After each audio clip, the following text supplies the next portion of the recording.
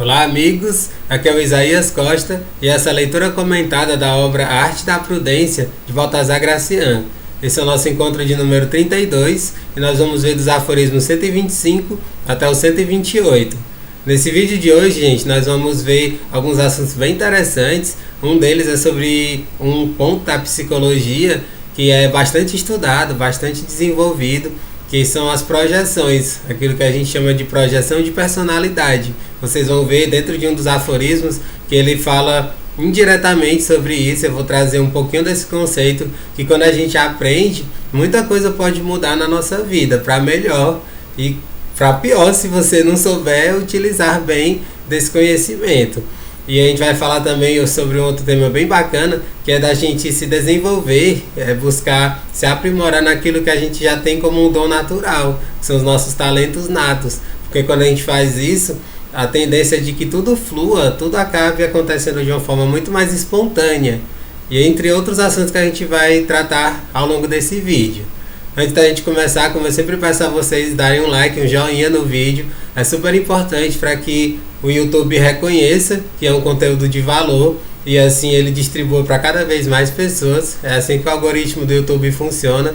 Então eu peço a vocês essa gentileza de darem esse like para assim ajudarem o canal a crescer e a chegar para cada vez mais pessoas. Da mesma forma no Instagram, Isaías Costa 14, coloquem lá um coraçãozinho, compartilhem no aviãozinho de papel com os amigos de vocês, assim mais pessoas vão ter acesso a esses estudos. Vamos lá, gente, começar pelo 125. Ele diz assim: não ser um compêndio dos defeitos alheios.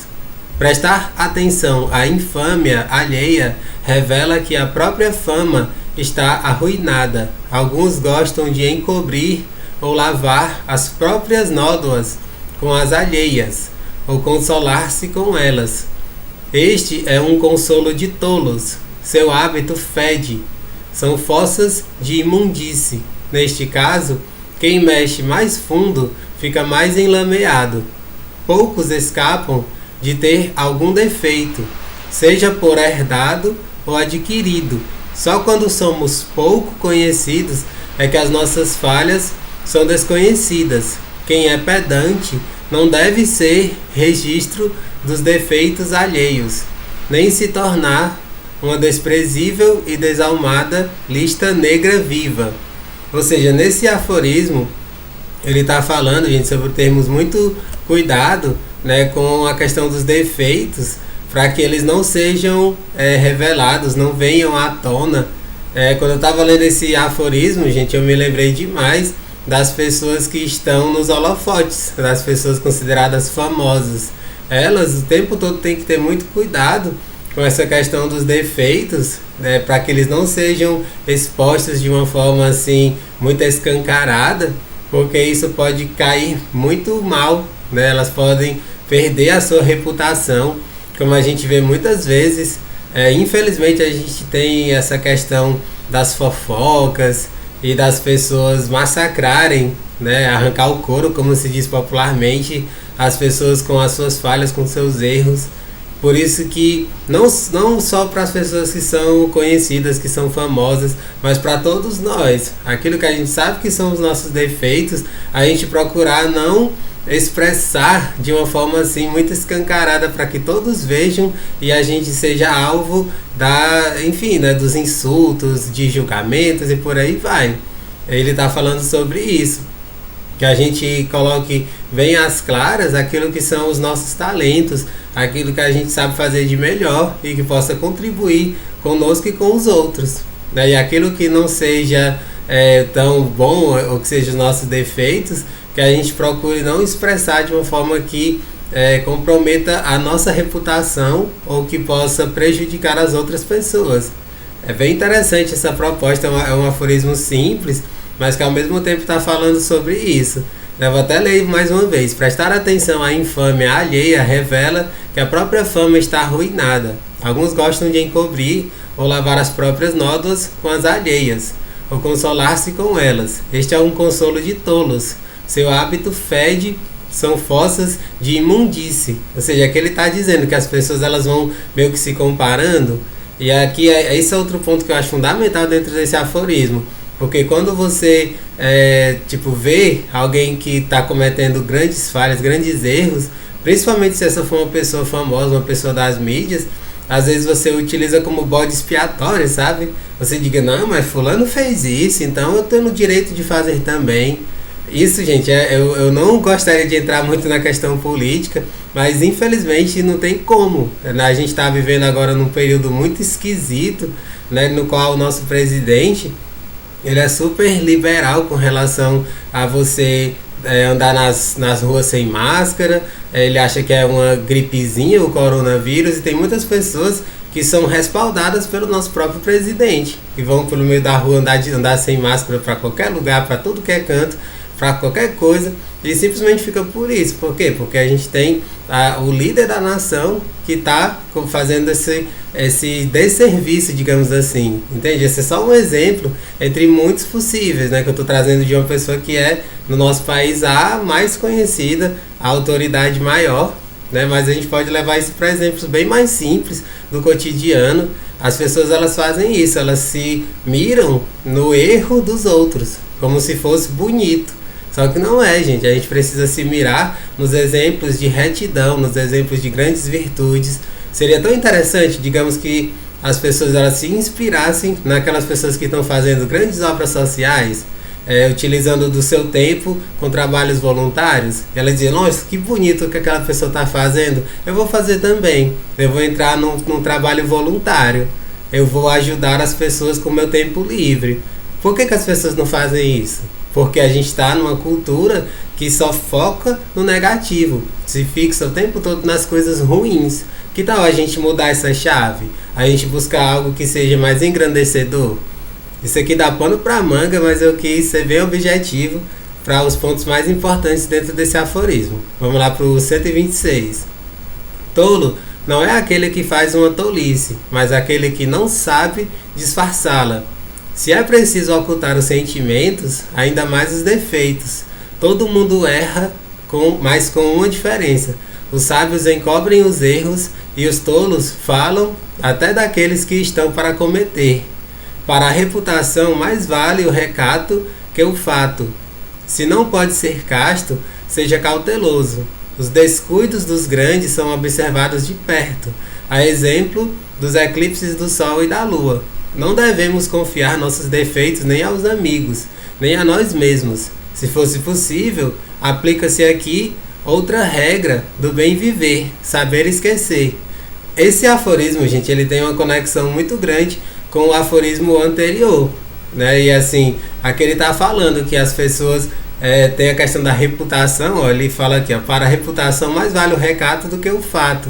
Assim, você não expressar de forma assim muito premente aquilo que são os seus defeitos, né? E aqui eu estava falando aqui no comecinho do vídeo que uma das coisas que a gente pode trazer para esse vídeo de hoje, que é da psicologia, que é interessantíssimo, que está conectado tanto com o 125 como o 126, são as projeções.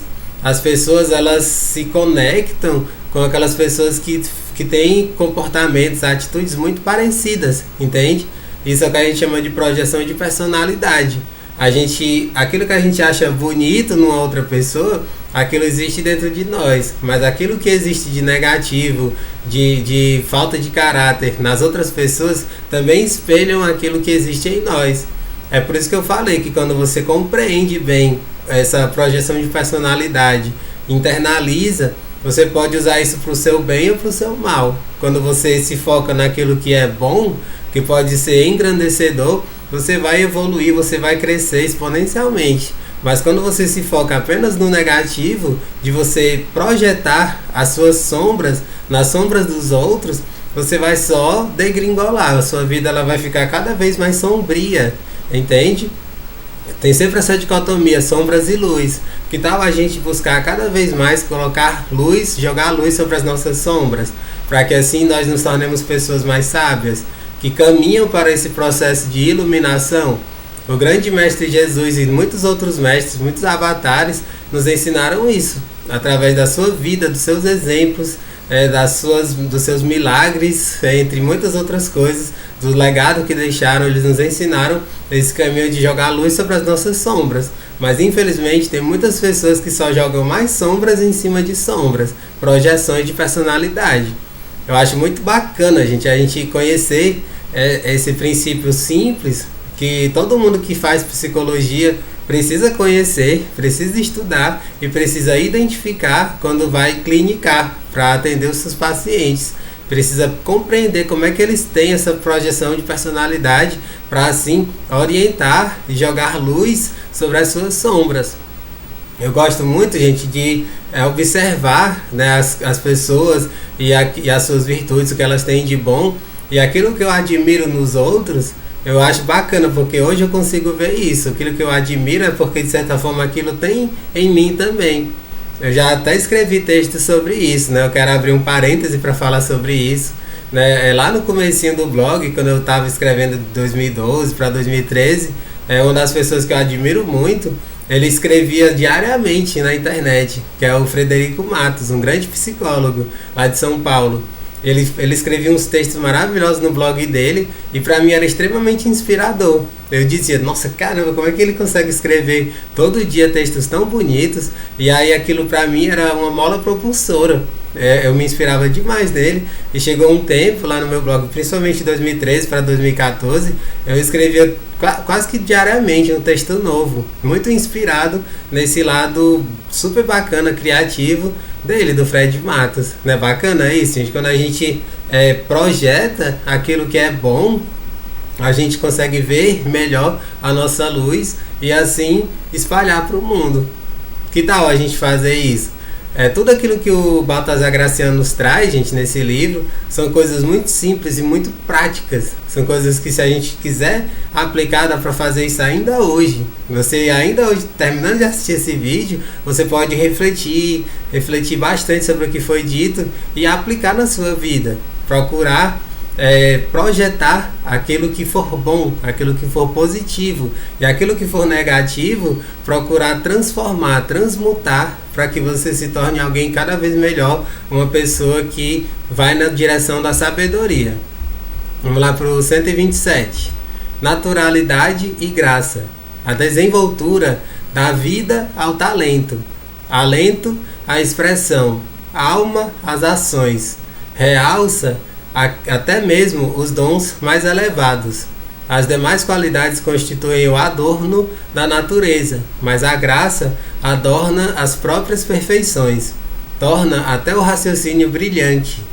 Deve-se mais a um privilégio natural e menos ao esforço, e é superior, inclusive, à disciplina.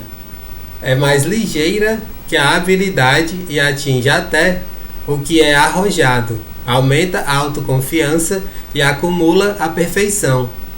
Sem ela, toda a beleza está morta, toda a graça é sem graça. Vai além do mérito, da discrição, da prudência e da própria majestade. É hábil o caminho dos negócios e uma maneira elegante de se livrar de qualquer dificuldade. Esse aforismo, gente, ele é maravilhoso. O título dele, Naturalidade e Graça. Graça tem essa relação com a glória, com o esplendor, e essa naturalidade é aquilo que é espontâneo, é aquilo que vem de você com muita facilidade, sabe?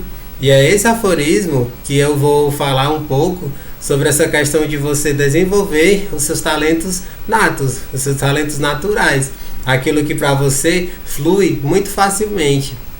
Cada um de nós tem talentos únicos e a gente vai identificando ao longo da vida quais são esses talentos. E aí é uma questão de inteligência nós trabalharmos com aquilo que são os nossos dons naturais, aquilo que a gente não precisa de um esforço gigantesco para poder melhorar, se aperfeiçoar, porque o dispêndio de energia para isso é uma coisa que não vale a pena. Entende? As pessoas que se tornam geniais, as pessoas que são memoráveis, são aquelas que descobriram quais são os seus talentos natos e colocaram toda a sua energia para se desenvolverem naquilo que elas já eram boas, naquilo que já era o natural, o espontâneo para elas. E aí assim elas desenvolveram altas técnicas, elas escreveram altos livros, e por aí vai. Uma pessoa que tem o dom da escrita, uma pessoa que escreve com muita facilidade. Se ela se desenvolver nisso, ela pode se tornar um escritor, uma escritora eterno, uma pessoa que vai se tornar eternizada, porque aquilo que ela colocou foi com tanta verdade, com tanta alma e com tanta espontaneidade que se tornou essa graça divina, como ele está colocando aqui, e isso para todas as áreas. Né? Uma pessoa que seja da área do teatro, né? Ela pode se desenvolver extremamente, né? Quando ela coloca toda a sua energia nisso e se tornar alguém inesquecível dentro do teatro. É muito bacana o que eu estou falando aqui, gente, porque ele se conecta demais com o aforismo seguinte. Né? Esses aforismos que a gente está vendo nesse vídeo de hoje, eles são muito interligados entre si. Parte do que eu vou falar no outro aforismo, né, para a gente concluir o vídeo, no 128, tem uma relação com o que eu estou falando agora, de você se tornar memorável a partir daquilo que você faz muito bem. E aí aqui eu tenho vários exemplos que a gente pode trazer que são super bacanas, né? Aí, tipo assim, um exemplo que eu acho fantástico, que é dentro da área do teatro, né? Tem uma pessoa que eu acho admirável, eu já falei sobre ele no outro vídeo anterior, que é o grande Jô Soares. O Jô Soares, gente, ele já nasceu com esse dom de se expressar, de ser criativo, e aí ele criava umas histórias, gente, que eram extremamente originais, e isso fez dele a pessoa que ele é hoje, uma pessoa respeitada no mundo todo. Nas suas peças, os seus livros, eles são lidos por pessoas no mundo todo. As suas peças, elas receberam altos prêmios. Por quê? Porque ele descobriu essa naturalidade, esse dom nato dele para o teatro, para criação de histórias, para criação de personagens, e assim ele se desenvolveu imensamente dentro dessa área. Não é bacana isso? Outro exemplo aqui que eu trouxe, até anotei aqui para não me esquecer de falar, é o Michael Phelps, né, que é uma pessoa que se desenvolveu imensamente na natação. Ele, gente, teve pessoas que fizeram até um estudo anatômico do corpo dele. Eu não sei se vocês já viram alguém falar sobre isso, mas fizeram altos estudos sobre a questão anatômica do corpo dele, gente, que é totalmente diferente das outras pessoas, a envergadura dele, a relação dos músculos do quadril em relação aos ombros, que tem toda uma estrutura que facilita o nado, e aí por conta disso ele consegue nadar muito mais rápido do que as outras pessoas. Vai você imaginar uma pessoa que tem um talento gigantesco como Michael Phelps, ele não se desenvolver como um grande nadador. Ele conseguiu um feito extraordinário, né, que foi ganhar, se eu não me engano, foram 8 medalhas de ouro numa mesma Olimpíada. E ele era um cara extremamente obstinado. Ele foi para a Olimpíada dizendo: eu vou ganhar o máximo de medalhas de ouro que eu conseguir. E ele fez esse fato, ele conseguiu um recorde. Eu não sei se ele entrou nem para o Guinness Book.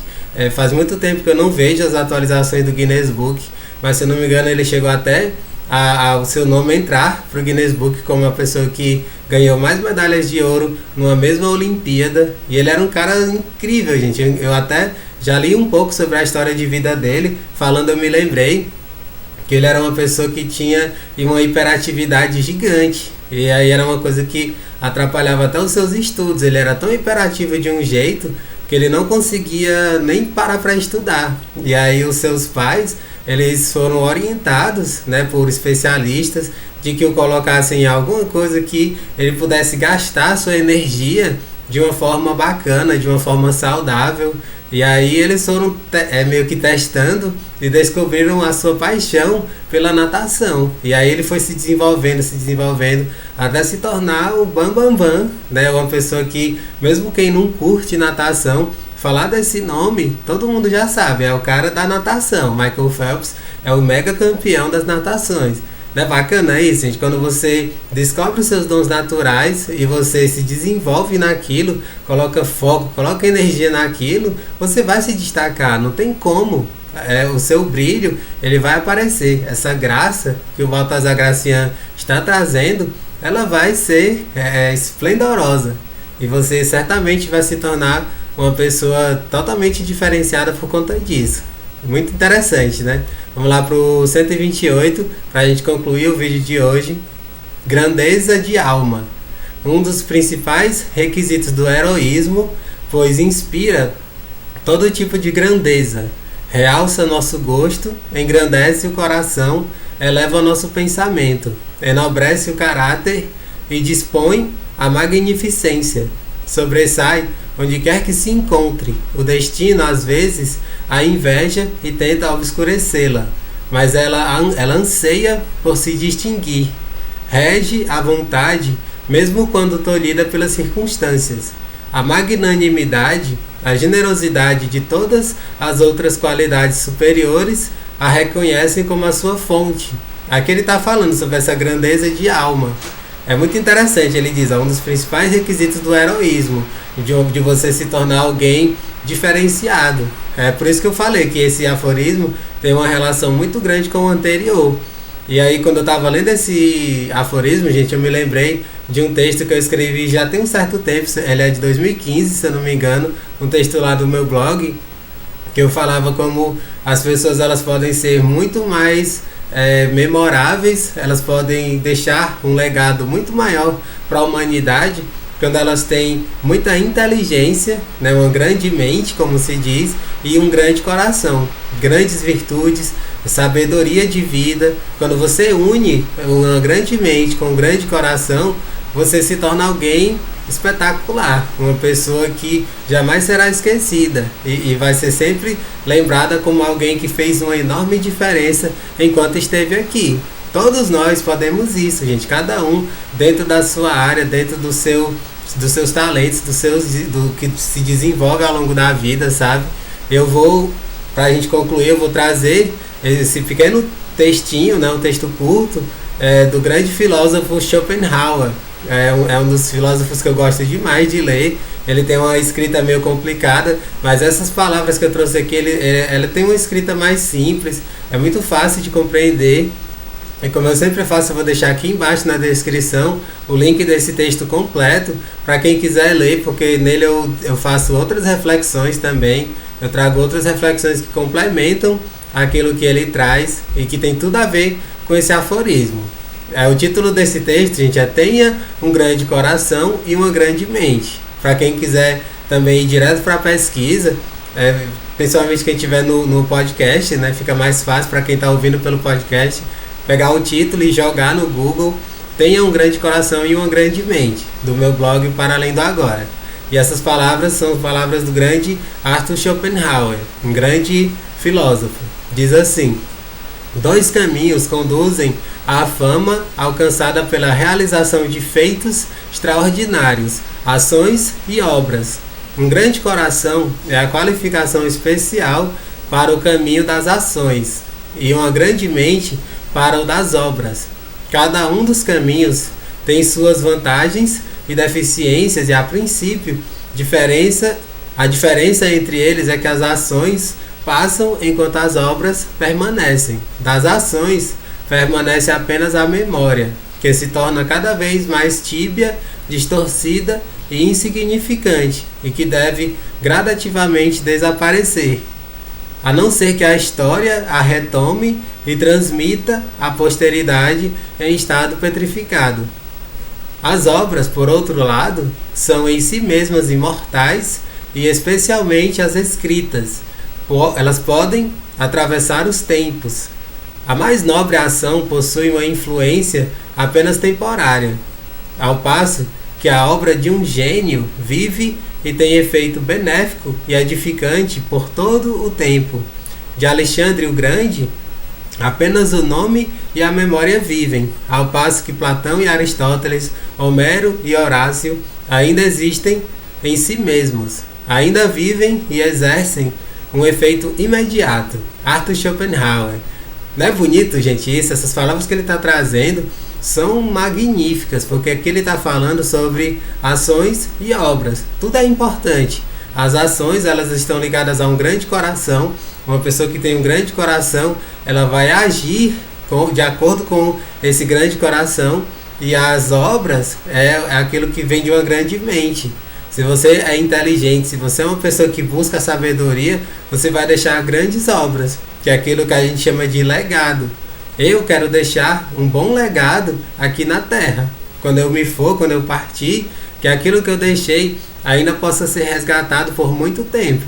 Esse é um dos principais motivos, gente, de eu gostar de escrever. Porque a escrita ela tem esse poder. Enquanto existia a internet, os textos que eu escrevi estão aí flutuando na nuvem, né, como se diz, e qualquer pessoa que tiver o acesso a eles, para saber os títulos dos textos ou ficar fuçando lá no blog, vai poder ler. E isso é uma espécie de legado. É um pouquinho de nós que a gente deixa para as outras pessoas. E aí por muitos anos, né, desde 2012, venho me dedicando a isso. Agora um pouco menos no período da pandemia, eu diminui mais esse ritmo de escrita, mas é muito interessante a gente pensar nisso. Isso tem a ver com essas obras. Esse texto especificamente é um dos textos que eu gosto demais do meu blog, porque ele fala sobre isso, né, de a gente ter essa grande mente, esse grande coração. Unindo os dois, a gente pode se tornar uma pessoa inesquecível, alguém memorável. E o Arthur Schopenhauer foi uma das pessoas que certamente conseguiu isso.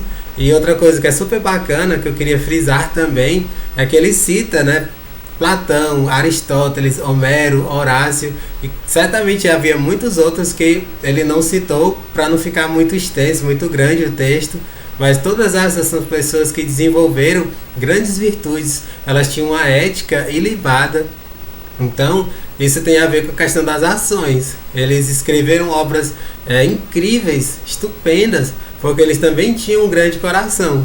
Você nunca vai ver uma pessoa que não tenha grandes valores, não tenha essa ética profunda, escrever algo que seja incrível, perfeito, que vai perdurar por séculos e séculos. É incoerente, sabe? Então a gente precisa unir as duas coisas. Um está ligado mais ao coração, o outro está ligado mais à mente. Uma mente e um coração que estão alinhados nesse processo de evolução, de desenvolvimento, vai fazer de você uma pessoa incrível, alguém que vai deixar um belo legado para a humanidade. E, gente, não deixem de ler esse texto na íntegra. Nele eu trago outras reflexões bem interessantes que complementam tanto o texto como as ideias desse aforismo, né, o 128, tá ok? E assim a gente conclui esse vídeo. Não deixem de dar um like, um joinha no vídeo, compartilhar com os amigos de vocês, se inscreverem no canal. No próximo vídeo a gente vai começar a partir do 129. Um grande abraço e até lá!